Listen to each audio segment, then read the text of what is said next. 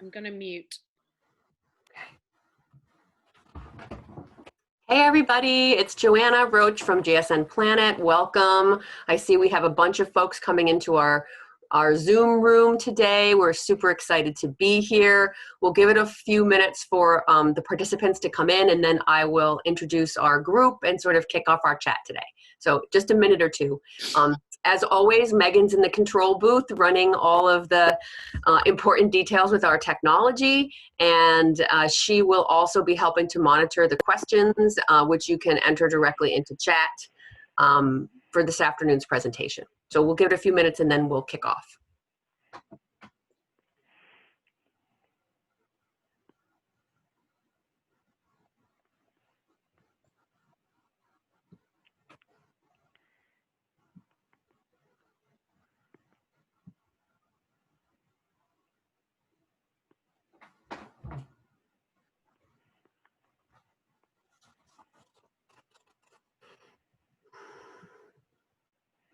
All right, we'll give it one more minute and then we'll go.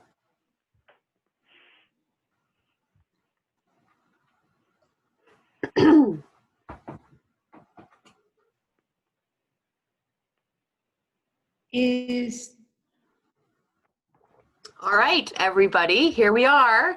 This is our community support series. I'm Joanna. Megan's in the control room. We have a really outstanding panel that we've put together today, or actually Diane Trieste put together. And I would like to just acknowledge Diane and her efforts and really her commitment to helping other businesses get through this particular time.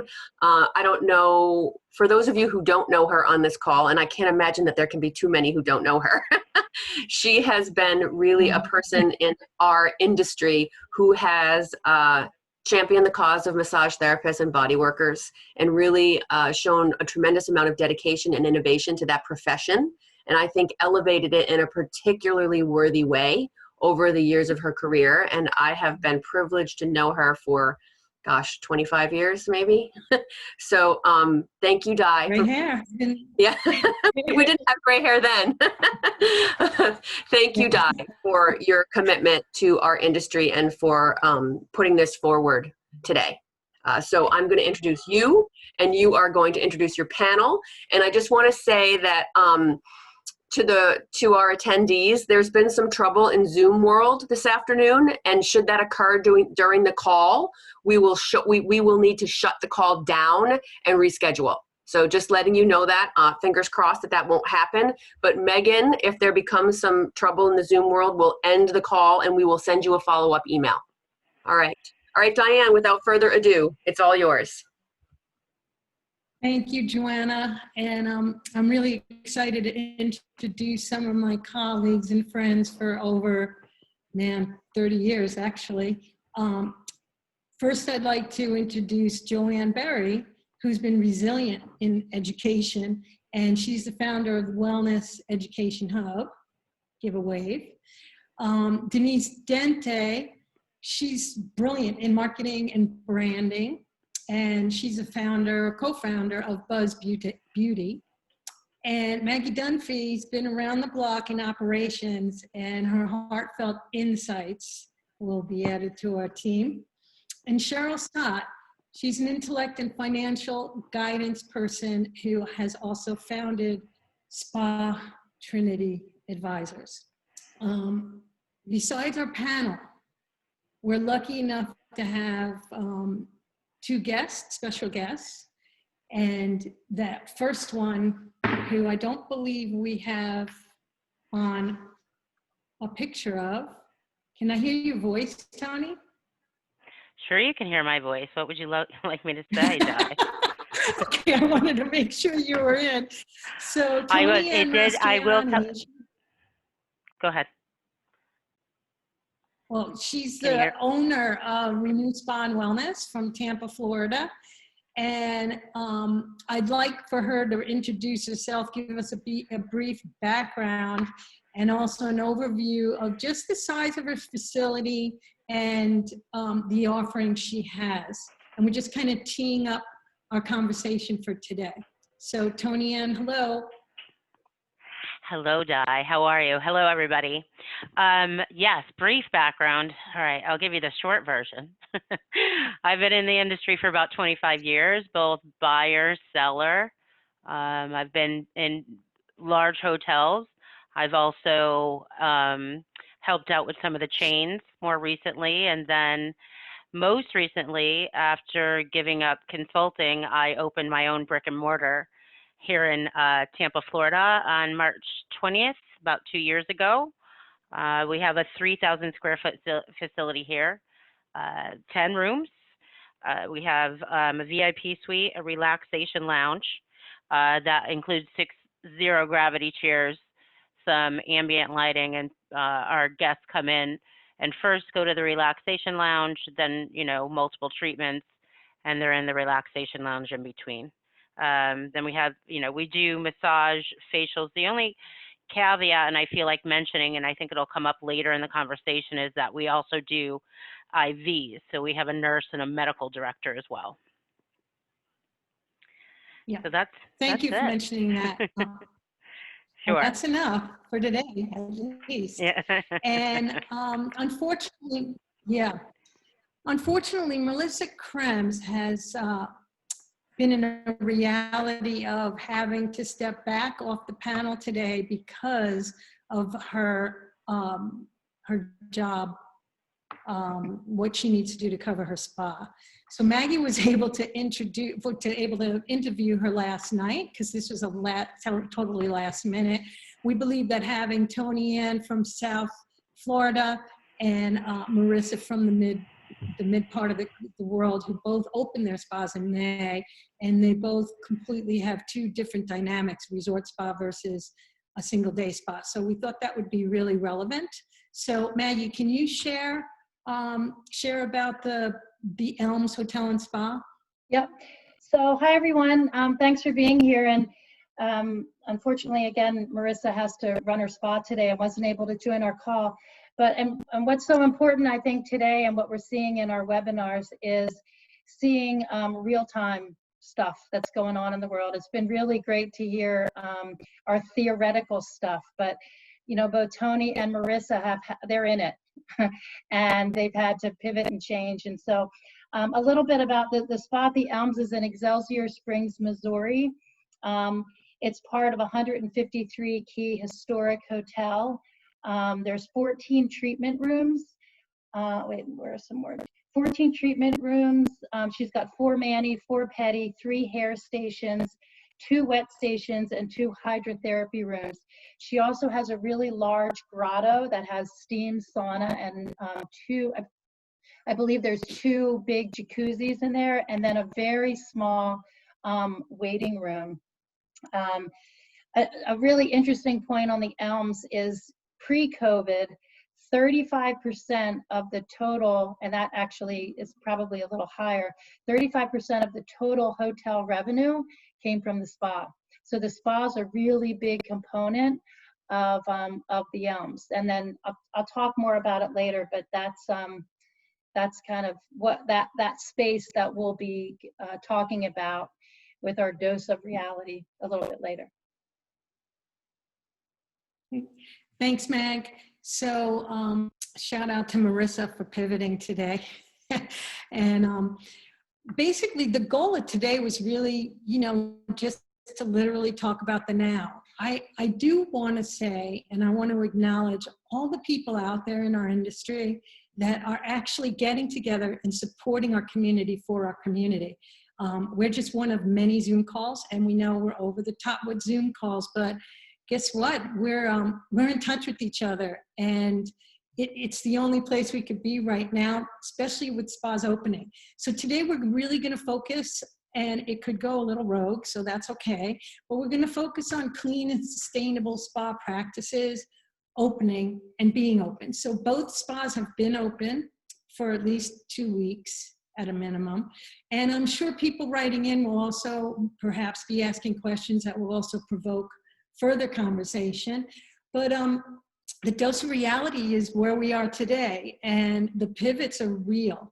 I mean, I've spoken to people in California that were ready to open salon, and the night before the salons were opening, massage was allowed to be open. So we're all, it's togetherness, and I really appreciate every single person on this call and every single, you know, supportive role you could do to your neighbor and your community.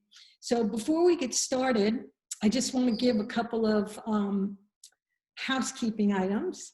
And for one is that this call was reserved for 2 hours. And I know we could definitely take up 2 hours, but we do have a stop for Joanne Berry after an hour. And we will remain on for Q&A. So I just wanted to put that out there so you guys know ahead of time. The other thing is we did receive questions beforehand, and I really appreciate that for those who had registered and were really interested. So we're prepared to answer some questions, and some of them will be in the dialogue of that we were already discussing, so it fits right in, and we appreciate that interest ahead of time. Full disclosure, I'm not a Zoom expert, so I'm rolling with it, so I'm apologizing ahead of time if I do something weird. Our whole call is to create curiosity. It really is, because what we think might happen on paper, as you know, may not happen. The last disclaimer is we will put up some links that we'll refer to.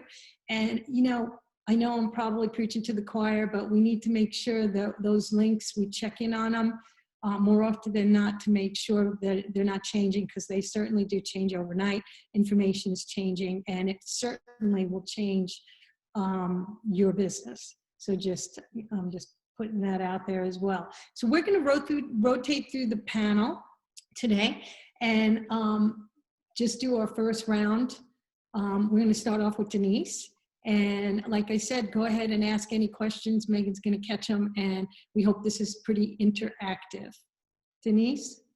All right. Thanks, Diane, everybody. Welcome. We are going to kick off with our first topic and head this on over to both Toni Ann and to Maggie to talk about kind of the reopening and some of the things that they learned, some of their obstacles that they overcame, and some of the sustainability things that they have going on as well. So I'd like to kick us off first and foremost over to Toni Ann.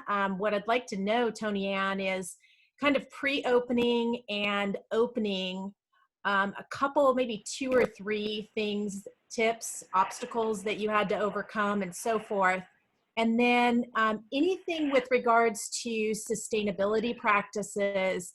Have you been able to maintain some of the sustainability practices, both pre and post opening, or where are you at with that? So if you could just kind of get us kicked off here, Toni Ann, that'd be awesome. Sure, I'd love to. Thank you for the question. So we, believe it or not, the biggest part was really, for me, the psychology of the team coming back. So I'll go through some of the nuts and bolts, and then honestly, the pure psychology of the team getting back into things, everyone certainly has had a lot to deal with, and everyone has dealt with it different. So number one is I had to make sure that I was absolutely educated, which is much factual information as I could find, because as we, I think, all know, those first few weeks, the news was coming out fast and furious. And some of it was contradictory. By the time we reopened on May 15th, I felt like we had enough factual information so we could move forward in a safe way for the staff and certainly for our clients as well. First thing I did was have the team come back in that was comfortable coming back in. And we had the spa professionally cleaned, but then we went back in and just cleaned and quote unquote re-owned our rooms and their space. So everyone was comfortable moving around the building with one another. In terms of our cleaning and our PPE, it had been brought forth out so much in the media that we were really in a position where we needed to educate any guests because we had been locked down for so long. People were used to coming into places and having a sanitation station, which we certainly set up. we have masks that are available, disposable masks for our clients, although we don't require our clients to wear them. We do require the staff, the team, to wear them. So getting that PPE and stuff by the time we open was, you know, the hand sanitizer, the masks, and we also give them the option for gloves. Although most people back here in Florida are kind of back in the saddle and you don't see a lot of gloves. Most people, though, come in with their own face masks. So, you know, that was very comforting because I was concerned with maybe going through all the disposable ones. And again, just trying to be as green as we possibly can. I was pleasantly surprised when not only the staff, but also our members and even our new clients were coming in with masks. So that alleviated that. People by then were so used to going to sanitation stations. We wipe everything down and we use, you know, Clorox and we use towels and we just make sure we're washing them. So we didn't do a lot of disposal. We kind of stayed away from that in the beginning, more out of necessity because when we were open before COVID, Florida had already started running out of things and our supply chain were already running out of things that were disposable. So we had to make do with what we had, and it ended up being, I think, for us, more financially sound and certainly better for the environment. So we stuck to most of our protocols and just made sure that between every single client, anything being touched, as we do still continue, is wiped down. But we didn't get into a lot of disposables just because they weren't available. And now, because the end user has kind of caught up with what's going on, most of them come in with their own. So we've been lucky. Some of the obstacles, I think, from the employees, they were very nervous, especially given their job. We have had some people leave the industry, unfortunately. And but I was very early on understanding how pressurized it was for them, not only the social aspect, but economic. I mean, we just got hit for real. And I, as a small business owner, I can tell you, there's nothing we've escaped from. We've got hit head on and we've had to deal with it. So the biggest obstacles was really their psyche and making sure that they were comfortable. And also that the number one priority is we feel, you know, for all of us there, when clients come into our space, we want them to forget about what's going on the other side of the door. And so just coaching the staff in terms of making sure you're having conversations with the staff, not so much about current events, although it was tempting and a lot of clients wanted to talk about it, but gearing it more towards what they're here for today. And, you know, whether it be in aesthetics and going over their skincare needs or what they were lacking. You know, we did a lot of lash lifts, a lot of waxing, you know, the necessities that, you know, people don't feel great about going in public without having done. And then we also got into the massage. And then we also offer IVs, which is kind of goes into more of the medical spa, and we were offering a ton of those. So it was just getting the psyche right, just making sure that they felt safe, that they felt appreciated for coming back, and that they could still do their job in an effective manner, which is to give our clients the best hour of the day. So did I answer all your questions? Great. Well, you answered mine. However, I can Okay. tell you that we do have a couple of questions coming in from listeners or watchers, Sure. viewers, or I'm not sure what you're calling folks these days as they're looking in on these Zoom calls. But our spa friends. Yes, our spa friends. We've got 2 questions from our spa friends for you, Toni Ann. The first is, are you wearing isolation gowns between each guest or client for massage and or aesthetics? Yeah, no. So again, with that same purpose, and here's my thing always, I hire good people and I have them do their job. That being said, we all know we don't always know what goes on in that room 110%. My feeling for the massage therapists and the estheticians was, what can I get you to feel comfortable with? Of course, the estheticians had a different take than LMTs. LMTs were like, we're good. We're wearing our mask and that's it. They didn't want to do gloves. They knew they were going to wash their hands. They knew they were going to wipe everything down, every knob, every oil bot, anything they touched, their trail. When we first got COVID, I put glitter on my hands. I walked around the spa and I did my normal thing and I showed them how easy it was to spread. So that was the visual I provided, aside from the 8-week lockdown where they had nonstop, media coming at them. So we felt that the scientists were saying, as long as we were washing things with soap and water, and we did add, we always had a disinfectant for our laundry, but we added another step as well with, old-fashioned borax. And so we felt strongly that we didn't need extra a covering for the technicians going in. And that was because they were comfortable. Had they said to me, Toni, I want this, I would have gotten whatever they needed as best to my ability in a sustainable fashion. But I didn't get that feedback. What my estheticians asked for were the flip visors.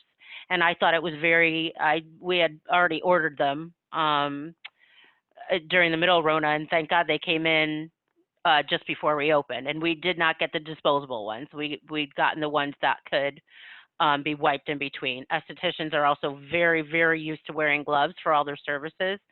So that was easy. The LMTs, they didn't ask for anything. I didn't require anything above and beyond what we were doing for our cleaning. So, Okay. no. Well, first of all, you're getting a lot of thumbs up for your glitter strategy, as somebody put it. Oh. So congratulations on that. Good idea. And next question before we move on to Maggie is going to be again to Toni Ann about COVID release form, temperature checks, contact tracing, any best practices there? Sure. So we were very strict in the beginning, pre-screening on the phone. You'd be surprised how many people kind of fall back into regular circumstances. And also we're membership based, so we would see them a few times, even in the first few weeks, which is not normal. But they were in the very beginning. I didn't let anybody have multiple appointments. Slow and steady was the race. Even though I do own this business, it wasn't about pure profit. It was about the psychology, and it was about running the machine a little slower so we were sure to cover all our bases. So we do now, because we have a nurse again on board, we take everyone's temperature when they come in. We do not, though, when they enter the building, ask them if they have a cough or if they have traveled. We were very good about it the first 3 weeks. To be honest with you, most of those people are members and we've seen them again. So the new clients we absolutely do, and our members, I think they know, they're pretty much know the drill. To ask them every time, then you become robotic. Again, Johnny Q Public this has not escaped anyone. It has not escaped anybody that you can't go out if you have a cough and this and that. And again, it's just balancing safety with the overall expected experience, which is what we sell. We sell experiences. So, they do come in, we are wearing masks. If they want to wear a mask, most of them do. They go right to the sanitation station and we take their temperature. So for us, it's worked out good. I know some people may say that's a little relaxed, but to be honest with you, there's a difference between, and you guys are right, the textbook opening and then the actual opening. Because once those people start coming through your doors again, you'd be surprised how many members wanted to give me a hug. And I was taken back by that. And things like that. I was in a mask and was practicing social distancing, but people were so ready to get back. And to be honest with you, my first day back in the building when we were open, it seemed like it never happened. And I know that's hard to believe, but I was walking through the spa and I was picking up this and greeting this person and making sure the LMTs and the estheticians had what they need. So it was weird in a way, because it felt like it almost never happened, but it certainly did, and it has. So we're as careful as we can be. But again, when people walk through, and I have a beautiful retail area, when they walk through to the relaxation area, I don't want a lot of visuals in terms of signage and stuff. I've cleared everything out of the way, and I don't want a lot of extra gear for my team unless they feel more comfortable wearing it, in which case I would shift and hire good people, let them do what they do, and provide them with what they need to do it. That's what I feel is important. And again, not one LMT wanted anything extra besides the mask. I asked them, we had a conversation about gloves, and they're always so diligent about washing their hands. This is not new, as we all know, to LMTs and estheticians. I mean, we know how much action the sinks get. They're washing their hands all the time. So, you know, now maybe they're a little more careful and they have the hand sanitizer everywhere. But other than that, that's Great. Yeah. Great. Thank you. Thank you. Thanks. No, that's good information. I want to I'll jump I'll take up this 2 hours. Sorry. Well, no, we really love the input. We've got a lot more to get through, so I want to kick it over to Maggie for a second. Please do. I want to ask Maggie sort of same question about, you know, pre-opening, opening for Marissa, you know, some lessons learned, best practices, and then, you know, the sustainability question of what has she been able to maintain and continue the path forward with, and how she's doing that piece of things. You got it. I'll do my best to portray what's going on there. I do know that when the state opened and she was able to open on the 15th, emotionally she was a little wary of it because she was hoping she could do it in phases, but they opened it all at once. Again, she's got massage, facials, mani-pedis, the amenity space with steam, jacuzzi, and saunas, the locker room, et cetera, et cetera. So what she did was she opened with limited hours and limited occupancy. And again, through the state of Missouri, the spa needed to just be, or could only be at 25% occupancy. They entered phase 2 yesterday, and the Missouri standard was 50%. She has chosen to stay back at 40% occupancy because some of the public spaces are small that she has. So again, she couldn't, even though on the social distancing side and how the guests are coming and going, when it came to the relaxation side, she felt that the communal areas would not suffice. Let me see. The other thing that I found very interesting was that the experience was really important to Marissa. And so she still has, when the guests check in, they get a small bag with you know, the individual amenity bag with also little snacks. She partnered with vendors that gave her a really great deal, so she could continue to have the experience and not just the very transactional feel of the spa. Let's see.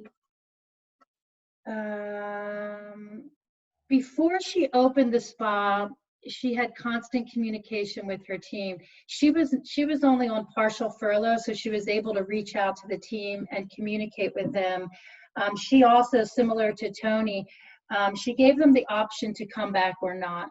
And at some point, there's going to be a date where they're going to have to decide, because there's only so much, you know, unemployment and business needs to move on. But in doing that, it really, I think, set the stage for less fear. The ones that were ready to come back did. The communication side, she said, is really has really been key. And as a leader, it's been so much about listening. You know, I made some notes when I was talking to her. We were talking about, you know, getting PPE and all this stuff. I say, make sure you have a pencil with a really big eraser, because every day, if you're not listening, reassessing, seeing what's happening, listening to the comfort level of the guests, et cetera, you're going to get caught back on your heels. So along with the PPE, make sure you get some really great pencils. She does require everyone to wear a mask.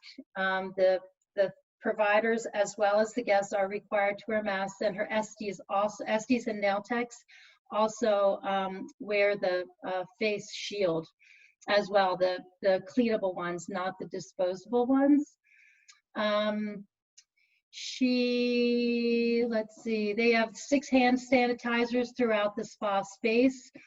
And I don't want to get too far ahead because I know there's some other questions, but I'd say that, again, so much of what Toni talked about, you know, she's implementing in her spa. She's an incredible leader.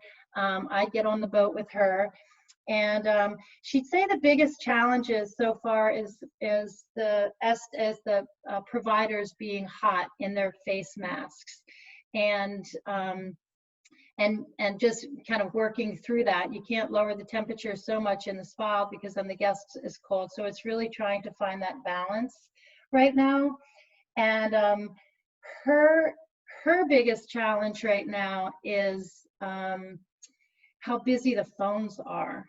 And of course, she's got a reduced staff. So she gave me a scenario. She had 120 messages that she had to get back to.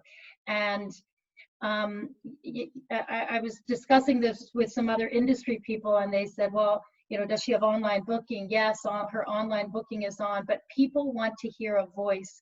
She's all of the information that guests need and want to hear, it's online, but people want to talk, they want to connect, they want to hear what's going on. So in the past, what she's finding is, as long as a call was to book a standard appointment, they're even longer because they're asking all of those questions. You know, how are you keeping me safe? I just want to make sure she's had to pivot and make some changes, but it's been really great. For instance, she, on the scheduling side, they do 50-minute massages, so they were blocking out a half hour, you know, for cleaning, and they also assigned 2 treatment rooms. They have 14 treatment rooms, 2 treatment rooms per provider. What they found was that was overkill, because in between the providers going from one room to the other, they have concierge team cleaning the rooms in between. So the staff went to her and said, hey, we don't need it. We feel safe. And it wasn't just about the financial side of it, but we feel safe and we know that the spaces are getting cleaned. So she was able to, to make that change, since she was only using, basically half of the rooms. So Maggie, yep. we've got a question from the group about ISO gowns. Do you know if Marissa is requiring, the ISO, disposable ISO? She is not. Oh, I'm frozen. Darn it. I knew that was going to happen. She is not using them. I asked her the question about, I look kind of cute there, right? She was asking, I asked her the question, they each have 2 uniforms. She does not make them change the uniforms in between, but if they feel at any point in time that they need to throughout the day, they can change their uniform, but they are not doing that. Okay. Di? Yeah. Thank you, Maggie and Toni. That's some great intel. So I have a follow-up kind of subject matter that, Toni Ann, we're limited on time, so your answers are really important to us. And I'm going to start with you because you had mentioned about sanitation and sterilization and, pre-opening versus what's happening now, which sounds to me it's pretty relative and your staff is on top of it.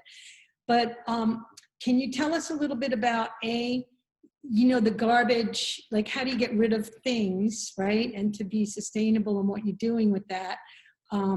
As a side note, we listed a video that I found was incredible, and it's about sanitizing a operating room, which has nothing to do with the spa, but it's a short clip video that really, like, when I sat there, I'm like, oh my God, we could do this and we could do that. And it was just so simple, like we don't have to jump hoops. And it sounds like, Toni Ann, you kind of handled that. But the one interesting question is, if you get hot in a face mask and they remove it and it's a disposable, where does that go? And what are you doing with your sheets to contain them? That's one. And two is, have either of you required your staff to take any of those free certification courses that are out there? One's by Barbicide and one's by Miladies. Those are the two areas. Sure. Toni, and you want to bullet Yes, point? I'll try. Your I'll- Evelyn I'll Wood try to- version? I'll give you the shorter version. Yes. Getting hot in the mask. We're in Tampa. It's just inevitable. Most of these guys are used to being a little warm. And again, we have disposables available for them, which sometimes they wear under their regular mask. And they can then take the top mask off and the client is still safe. In terms of where does that mask go? Well, the disposable ones do go in our recycle bin. And then in terms of disinfecting and medical care, so we have a medical director, we have a doctor, and we have a nurse on staff almost every day. So we have medical grade cleaners, and I've always been a neat freak. This place was immaculate before. Now, instead of lavender, it does smell a little bit much more like cleaner, which is fine for me because I think it makes everyone more comfortable. So as long as you were running those good guidelines before, as if you add one more layer of the complete wipe down of the room, and again, our sheets, they're not ever used more than once in the same day, and they're laundered in between. And we've added steps to our laundry because we have it in house. So we've added just more disinfectants, and we do everything on high heat before, and we do run a longer cycle. So we have a disinfecting cycle, and so that's the one we run now, where we have a high capacity. So we used to just run it on the regular hot temp and the longest wash, but now it's as hot as we can get the water, and then it is also on the disinfecting cycle, which runs a little bit longer. See, I can do short, Di. All right, I'll jump in. That was awesome. Do they require certifications or no? So no, we have the benefit of not any of the free ones. We did see them, and I'm glad they offered them, and I'm glad that there's help out there. I have a nurse here almost every day. So we have an in-house teacher on disinfecting every day. Okay. And so, we already had some of that in place. If I had not had a medical presence, everyone, yes, there were some great courses that came out, and I would have had every single one of my team members take them if I thought they didn't already have that knowledge.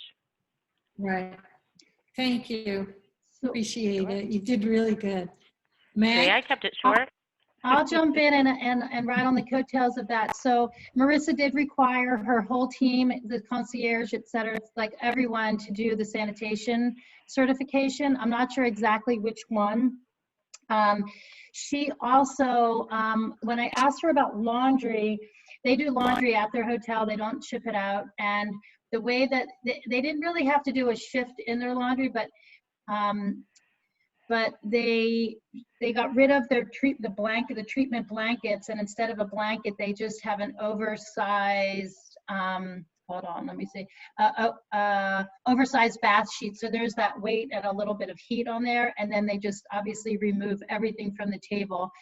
But the way their spa is set up, they just go to there's the standard space. Everyone is using the same. They're not putting them in separate bags. But so she just said laundry is business as usual, although they did also add the extra cycle as well. They have, and throughout the day, again, the way the spa is set up, that they have a front and a back. So they alternate fogging the spaces with the fog machine, and they're using RMR Botanical Multi-Service Cleaner and Treatment Solution that has no synthetic chemicals, dyes, or bleach, and it's registered by the EPA. So that's what they're using to clean.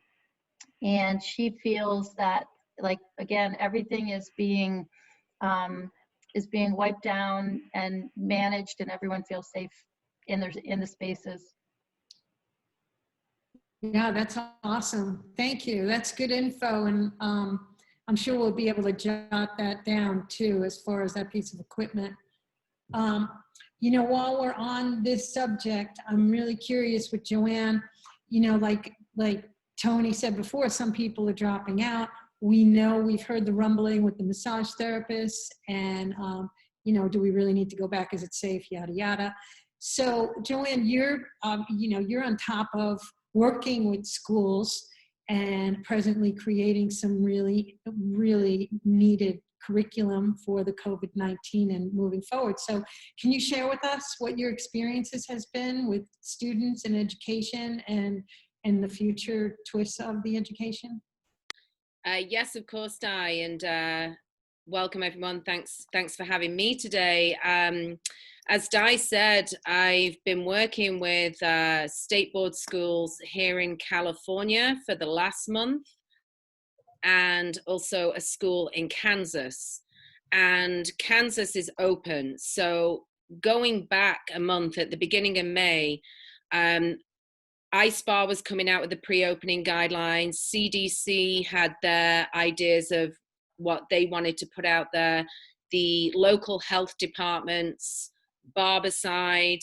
I even collaborated with a nursing school in Arizona called Pima Medical on all the information they had put together for their nurses who were going through the studies, and combined it all together and put it all down on paper.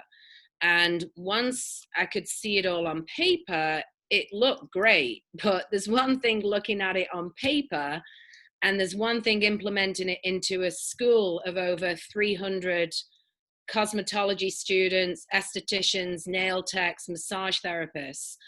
And I'm really pleased to say, I'll tell you a little bit more about how we got to this place, but I'm really pleased to say that yesterday, June the 1st, Kansas opened with those combined pre-opening guidelines. And the report that came back was that the students were excited to get back to school. Of course, there's different phases going on. There's people who are going to graduate soon, so they're coming in first to finish their studies. There's a lot of hybrid learning going on to help with that phasing, so that they can do the curriculum at home, but then come in and do the exams in the school, which obviously require the hands-on and examination practical. The staff had all been queued up way in advance. We've done a whole series of webinars like this for the individual teams in the campuses.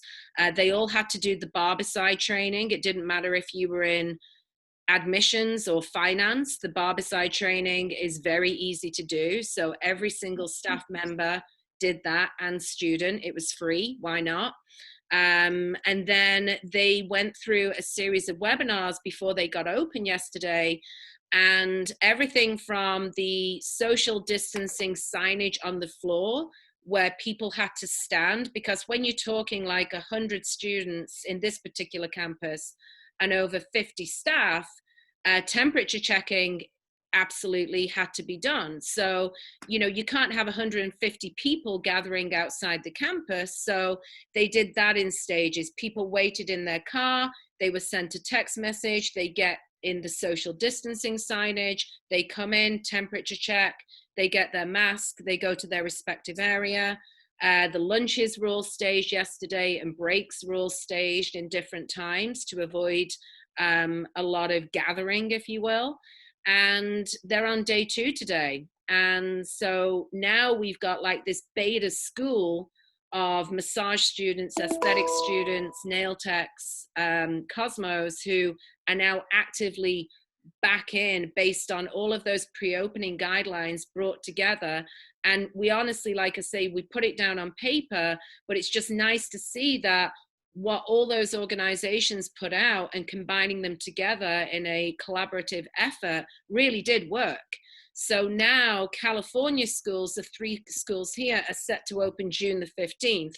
But now we've had a beta test of how it works.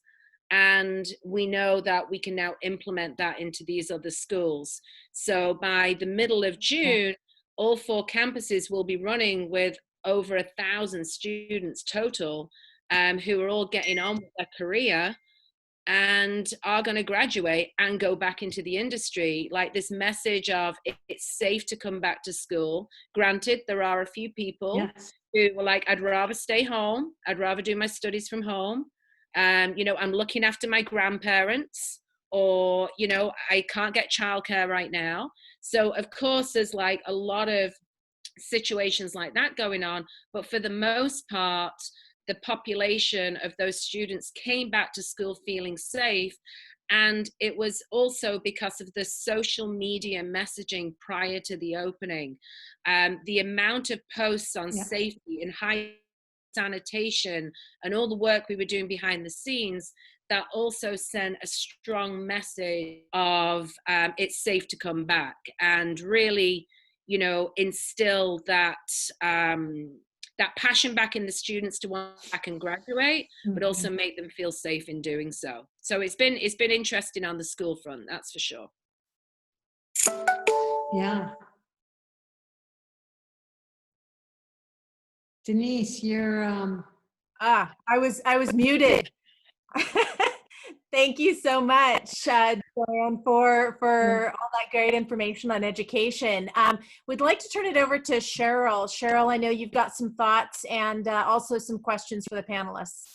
Yeah, so my question to both panelists, the virtual Marissa, which is Maggie, and Toni, are concerning the financial health of the business and how sanitation and PPE have affected and impacted the financial health of the business, and how acquiring PPE and the increased sanitation have increased the costs, and how that's impacting your financial health. Not only acquiring it, but the inflated costs of PPE, inflated costs of sanitizing the spa, but tracking down these items in their inflated costs. And then also the second part of that is the reusables and how that might be a compelling argument. I've seen Noel Asmar's compelling financial argument for reusables, and how that might factor into the financial outlook, and how that might impact as well.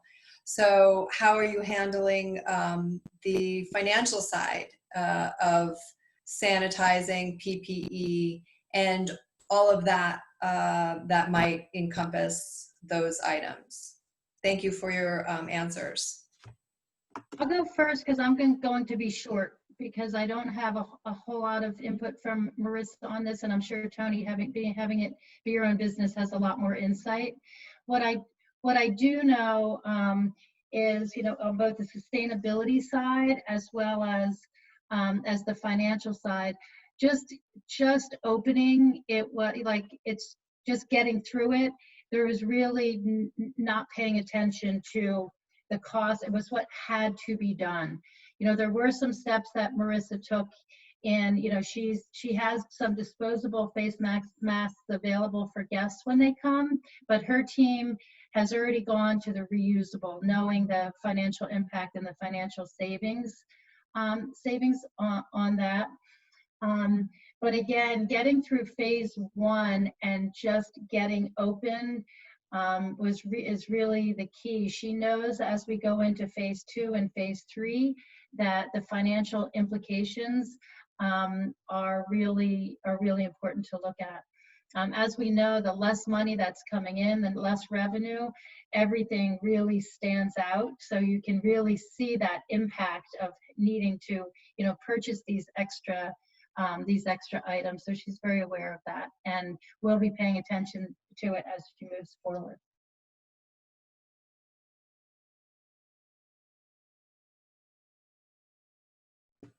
So the questions are the same to Toni as well. And maybe just kind of add a little nuance to it. Have you considered like what the thought process was? Maybe have you considered, or did you consider upon opening increasing prices or adding a surcharge? I know that those, some spas are considering that upon opening. And if those were your considerations, what your thoughts were on that?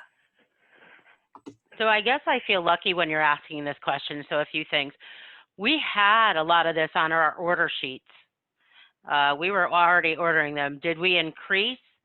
We did before we first closed, believe it or not. I was working on acquiring PPE months before we opened. I anticipated those first 3 weeks were very different than these past 3 weeks, right, for everybody, because it was a frenzy. We didn't know. I didn't know if I should donate what I had to the hospitals. Were they going to be in demand? So we had acquired, and it was through my relationships with my vendors. We also had good PARs prior, just because of where it fell in the month. And so I had worked on those things, and through my professional relationships, and of course, I hate to keep talking about my medical director, but having one came in as such a saving grace, because we had different options than what we normally see in our industry, our normal vendors. So it didn't feel like that much of an increase. At this point in time, I would never advertise a surcharge for clients. It wouldn't be something I would do. They've been through enough. Would they pay it? Probably. But could I incorporate that into my costs regularly? I don't feel like I've had a huge surge of costs. The masks for the estheticians had some costs, some extra cleaning, but it wasn't anything that was going to interrupt my business. And believe me, we're at although in the state of Florida, we're open now. And I had a very soft opening. It was, an email blast to our members, a Facebook post, and that was it, and limited hours. So it was slow and steady. So even though we could open for everything right away, I needed to do a soft open anyway, just to work out all the kinks. Quick questions coming in right Sure. now about Sure. coming and going and lingering in the spa overall. How are you handling sort of the waiting around process? Sure. So we socially distance without a doubt. And one of the things that was discouraging for me is I have a beautiful open meditation lounge with, 6 beautiful zero gravity chairs spaced, unfortunately, only about 6 inches apart. So what we've done is, number one, we were staggering our appointments instead of always being on the hour or the half an hour. We staggered them, at the quarter. We had blocked out other waiting areas, although not as desirable, in our front lobby. And then, of course, we are in Tampa, and I'm fortunate enough to have a covered outside, and we had some outside seating out there. So also, we used to ask our clients to come in for a half an hour prior so they could relax, and so we ended that. Those things were unfortunate, but in terms of social distancing, they still work in our favor, and that's still what we do. Try to make it as comfortable as possible. Stagger the appointments at the 15, so you don't have people coming in all at that same hour. And most people are socially distancing. Great, thank you. Maggie, question for you about snacks. I guess it's around lunchtime for most people, so we're getting the snack questions about individually or prepackaged portions. Did Marissa provide any feedback on that? Was there any particular, the other question is about any particular vendor providing this prepackaged? Yep. Yep. So she at check-in, she is providing each guest with a little, like their own little goodie bag, and in it it has individual amenities as well as I think there's almonds and some little snacks, but they're given to the guests at check-in, and she's using local vendors that she got some really great pricing in order to again support their business. So I don't have a specific vendor that she's using. She's going local on that. Great. And then just to kind of follow same question that Toni answered, so we can keep the flow with it. Marissa, she's a very large grotto space. Again, a very small relaxation area with chairs, but she allows the guests 2 hours either before or after their service. They're limited, and then they have to go after. And she said there's been no problems with that. She has guests that stay all day long, but she's limited it just to the 2 hours, and her guests have been very thoughtful and understanding of it. And again, practicing the social distancing, removing some of the loungers that were in there, and then spacing out the furniture that she has in the small relaxation area, and also varying the time of the treatment, so they're staggering when guests are arriving, similar to what Toni Ann's doing. Got it. Yeah, so Cheryl, did you have anything else to add, or should we move right on to the next question? We're good? We're good. We're good. Okay. See, I did the disclaimer on the transparency of Zoom things that happen. But I'd like to just wrap like this. It's 1 o'clock. We've been in here for an hour. We're getting some really good questions. Thank you. I'm glad we're stimulating those questions. Joanne Berry had to drop off the call. Obviously, we're still a little available. We do have a major topic we'd like to discuss. And just very quickly, I wanted to understand, because we talked about masks and shields and yada, yada. I just want one, a real quick about our guests. We're educating them properly, perhaps, where when they come, they're not surprised, that it's not a big deal. They're just basically going with the flow of our procedures. Is that accurate to say, Maggie and Toni? Like they're respectful to what you're requiring? Yes, that's, again, according to Marissa, they're getting the information on the call when they're booking it, and they're getting re-educated in their pre-arrival call. And so there's really no surprises. Again, this is all, primarily local people that are coming back. They're just grateful to be back in the spa space. Yeah, that's awesome, because that's what we want. We want them back, and we want them to relax. Toni, you obviously express your guests love you. I mean, they're members and they're coming back, and I'm pleasantly surprised to hear that you're actually full on open. That's awesome. Yeah, well, we have been for about a week. So I just want the people pre-opening, be prepared when you get some of the messages you get. Is they're not. I had, I think, 75 messages one day, because I would come in and check them, not every day because we were at a stay-at-home order, and most people knew we were closed and we had advertised that. The messages that I received, I thought I was going to come back to kind of an angry mob. When are you reopening? When can I get this? When can I need a wax, I need this. And then when I would call people, I just want people to be pleasantly surprised. When you call people and actually talk to them, they're much calmer. So don't be afraid of those. Don't be afraid of the answering machine messages.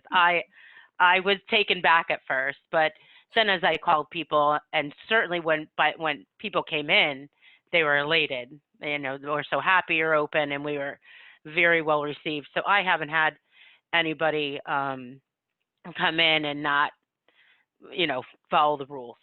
And again, we don't require them to wear masks. We have them up front. Certainly during a facial, that's not plausible. But during a massage, when they are face up, should they want to wear them, they can, but we don't require them. It is more the employees wearing them.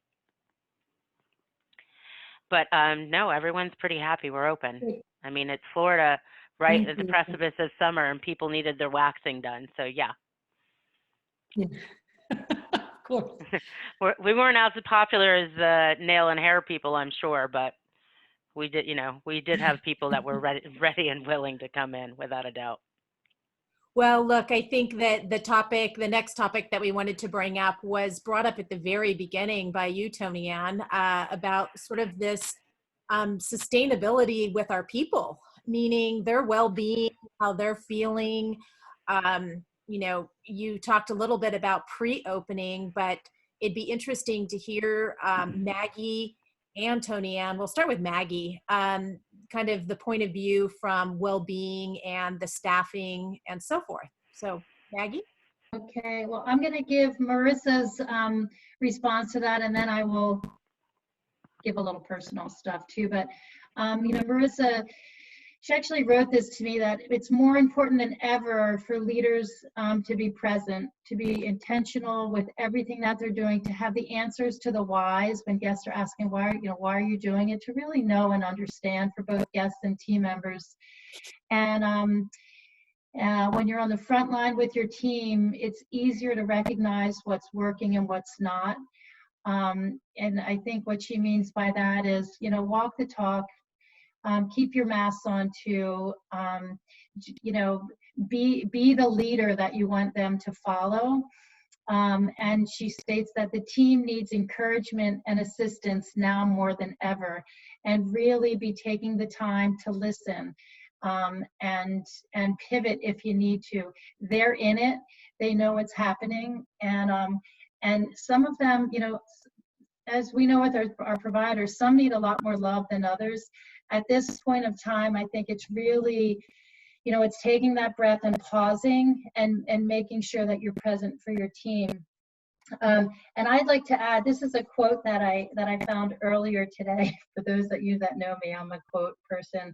And it really resonated with me as a leader and in our industry as we talk about masks.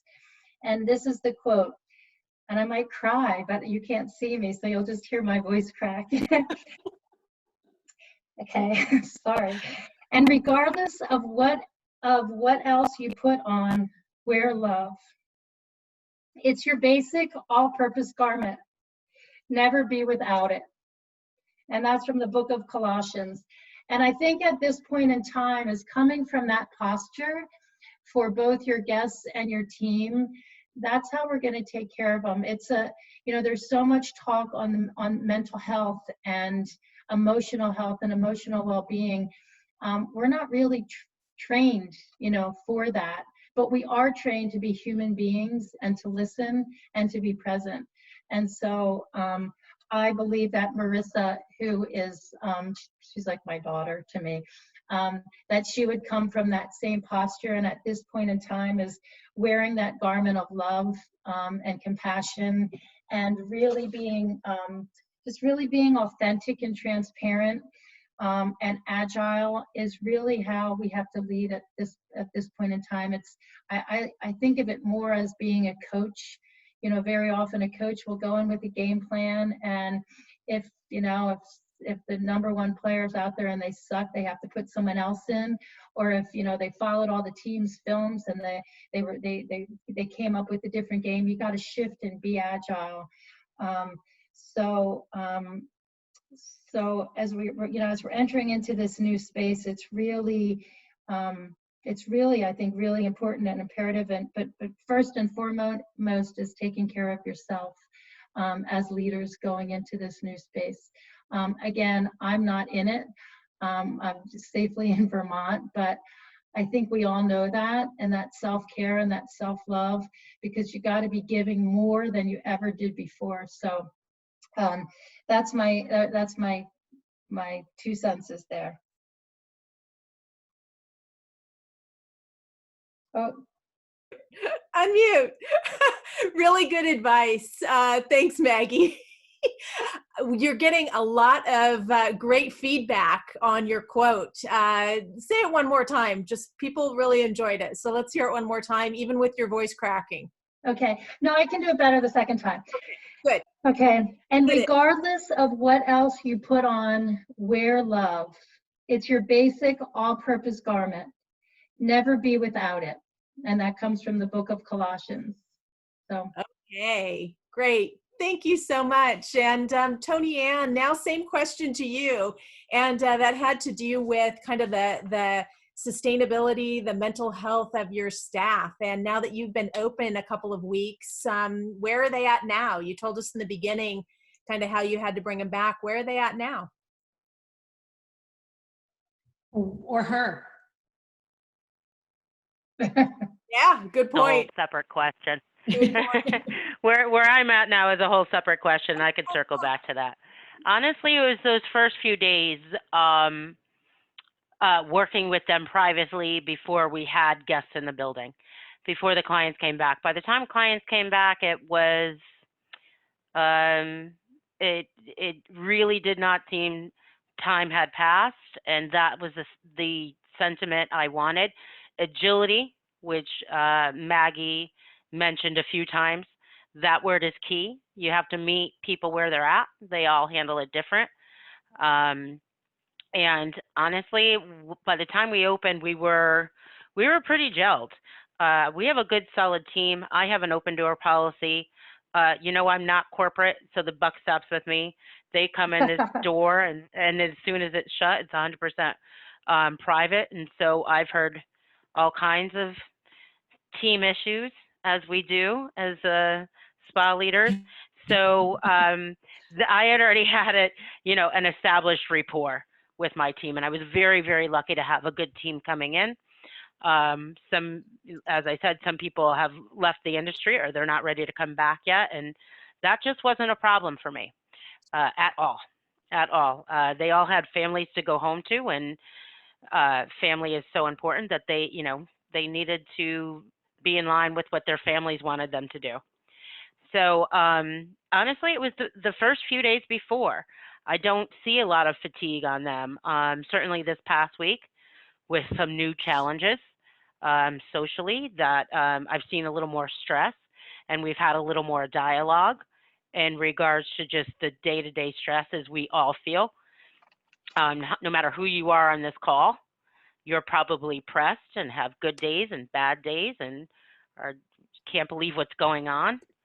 That's certainly, my sentiment. It's been a little bit of a roller coaster. When I come in here, though, that's not what I portray. Confidence. I make sure I'm educated as I can be. I obviously know politics. I listen to the doctors. I listen to the science. And I bring them just very calm facts. And, just being as supportive I can. I did make sure that they knew how to file for unemployment. I did make sure they knew what was coming to them. I did make sure they were all fed. I did make sure no one was hurting too bad. If I told them all, don't go without, we'll figure it out as a team. So it was caring for them in between when we were closed. Those opening days were key, were absolutely key. And now it's, for us, pretty much business as usual. You'll be surprised by the time you get to open and just a few weeks later how, I don't want to say easy, but how easy it is. It's really just the pure difficulties are giving them the experience. It's just Right. a few different caveats, but it's the same old, you got to give them the experience. Well, you sound like a great leader, so I'm sure you've got that covered. And I think have them clear. If I have time, I do want to go back to how we are all doing individually as a leader. Yeah. yeah, you know, listen, we're all human too. If you're leading a team, if you're not leading a team, I know Diane. I had a lovely conversation with her prior when we were arranging this call, and that was so comforting to me. She echoed a lot of the same sentiments I had. Joanne Berry, who's a long time friend of mine, I had excellent conversations with her. One thing I will say in this spa community of ours, I don't know who doesn't have a few peers to reach out to. Not things I'd necessarily share with my team because it's not their, it's not their burdens. Those are my burdens. So it was great to have peer to peer. And then also, I have a fantastic mother and brother that are up in Connecticut that I probably talk to every day.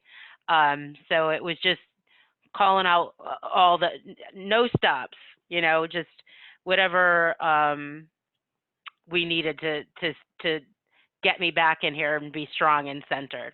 But, there are moments certainly that I was, I'm sure we all had tears and saw some things, but the peer-to-peer, the family, and then probably some organic wine too, maybe. Right. maybe a few glasses of that too. Yeah. I think that's a good piece of advice is as a leader, in front of the people that you're leading, yes, we can be vulnerable and those types of things, which are good. But let's face it, people do like to stand behind a strong leader. So if you can have other colleagues to go to be able to bounce ideas off of and get some support from, that's very wise. So very wise. I'll tell you, given the time, I don't know how you could do it without it. I'm I'm a pretty independent spirit. I have been. I know Di is pretty independent spirit, but I can't think of anyone who didn't need to pick up the phone and call and talk and just for the camaraderie during this time. It's it's been an interesting 2 months. Yeah. Well, Maggie, you had something to add. Maggie? Yeah, I just wanted to add, Toni, that like vulnerable and honest answer is really fantastic, and which is also how I know so much about what's going on with Marissa, because I've been able to be that that person for her. And what I just wanted to add is, again, that sense of community. We have an incredible community, and if you don't have someone to talk to like that, there's there's some Facebook pages that are really great that I don't mean this in a negative way, but misery loves company, right? So to really see what other folks are going through, the Spa Resorts and Vendors Unite is a really fantastic Facebook page, and they're really out there supporting everyone. And it's a community, this kind of grassroots community that has been created. And there's others that are popping up, but having that sense of community and having someone, a shoulder to lean on, a shoulder to cry on, someone to laugh with, to drink your organic or not organic wine with, is really important. So I just wanted to add that on top of what Toni said. Thank you. Oh, great ad. Anytime you add wine to anything, it just makes it better. Always the answer, add wine. Great. Well, thank you so much. We're going to be kind of adding some last nuggets here, taking some last questions. So if you do have any questions, please put them in the chat bar. I see some people are still requesting the quote. For those of you that are requesting the quote, if you scroll up, I believe that Maggie, you posted the quote, right, Maggie? Yes, I did. Yeah. And there's also the actual, from Colossians 3:14, someone else added the actual biblical part of it. So thank you for that. Hey, very good. Yeah. I just want to mention Maggie added the quote at 1:11. Good job, Maggie. That's great. If you've got any other questions, then that's fantastic. Otherwise, I think we can do some parting words and have everybody give just maybe one nugget of advice. So one fast, quick, easy nugget of advice. And I think I would like to start with Maggie, if at all possible. So Maggie, then we'll move to Toni Ann, Cheryl, and then end with Di. So Maggie, what is your one nugget? My one nugget would be lead from your heart, listen more than you ever have, and never stop learning through this whole process. Good nuggets, good nuggets. And Toni Ann, what is your takeaway nugget? I have to say, don't be afraid to reach out to your community. Don't be afraid to call Diane Trieste and say, hey, I know we haven't met, but here's what I'm looking at. You know, just don't be afraid to reach out. We're all in a giving industry, and I know we all want to help each other. And that goes for me too. You can call me, but Diane's smarter, so. So good. Good Right. advice. And Cheryl. Yeah, so my best advice would be to stay agile and to lead and not manage. Lead and not manage. Great. And Diane, you can take us home with your nugget and any closing remarks. And I'll keep my eye on any last minute questions. Yeah, my real takeaway nugget is just really maintaining conscious engagement, because that's going to branch over your staff, your leaders, you know, your managers, your guests, even at home. We have to even connect with our family at home. We have to be conscious of our space, and wherever we are, we are. That's what we have to remember. I really want to thank everybody. I have to admit, when Maggie and I spoke earlier today, and she's like, I got to read you this quote. And of course she cried, and of course I was crying, and I'm glad her face is blocked right now, because I can look at her beautiful face as is without tears. So that was very helpful. Thank you, Maggie. And thank you for sharing. I really want to say how much I appreciate all my colleagues on this call. They're all my family, quite frankly. Like I said, they've been in my life for years. And I quadruple appreciate all the people who joined today to listen to us and participate, because you are our community. And you know, I'd be remiss if I didn't acknowledge that, and even the thousands of people who are not on this call. I appreciate the movements that everybody's doing to engage our public to coming into our spas in a healthy environment. I also want to thank GSN for allowing us the space on their venue. Thank you. Very, very, very grateful to Joanne and all the board members, Joanna and all the board members. And, you know, I just want to leave today and say, you know, everybody, we got this. We're listening to people who are in it and smiling and laughing and sharing. So God bless you, and God bless all of us in America and beyond.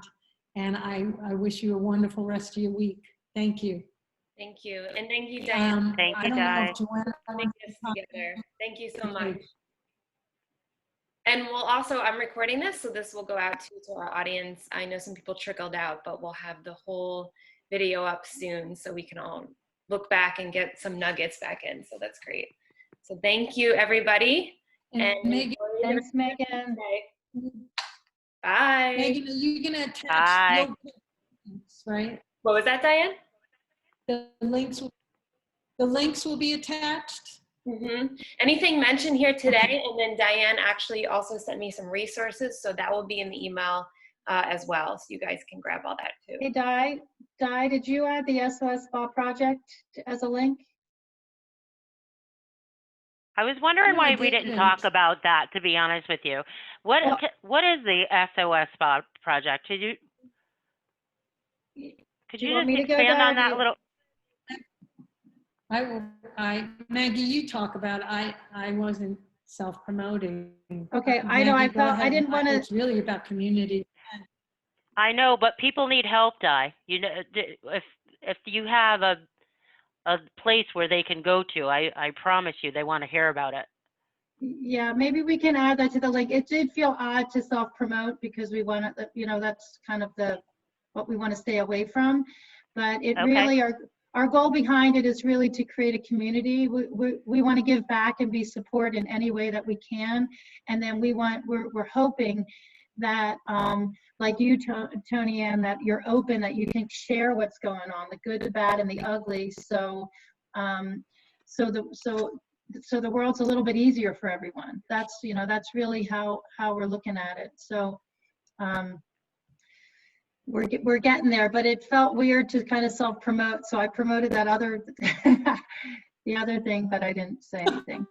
But that's what it's about, Toni Ann. Well, And hopefully we've left them a little enough with a teaser, and maybe they'll go and look for it themselves. Yeah. yeah. Thanks, Toni. I'm here to help. All right, Thank you everybody. so much. God bless you. Appreciate it. Bye. Thanks, Megan. Okay. Bye. Thanks.